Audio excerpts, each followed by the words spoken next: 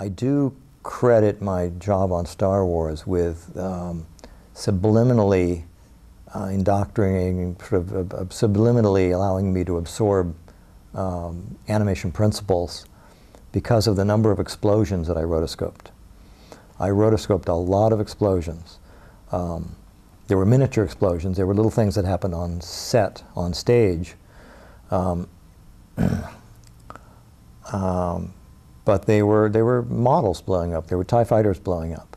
And they were overcranked. They were shot at a few hundred frames a second maybe, or 150 frames a second or something like that. Not super high speed, but enough so that an explosion was more than 2 frames. It was 15 frames or something.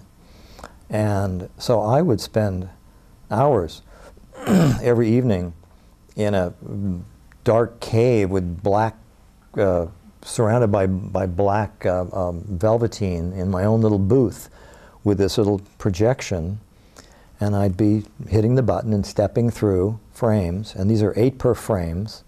I can still remember the big image moving by. It would move by sideways. Normally animation film, you know, it runs vertical, but this stuff ran sideways. So the film would literally, the image would just literally move sideways on your table. And big, beautiful, sharp images of explosions. And you could just stop on a frame and see one frame there's a spaceship, and the next frame suddenly it's broken apart, and the little pieces flying off, and the little debris, and the sparks.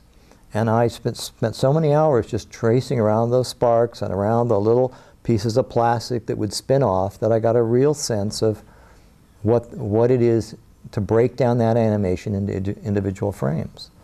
So later when I wanted to draw it, it was very familiar kind of territory. I knew just how far to move something and what the space relationships were, and so that rotoscoping gave me kind of a primal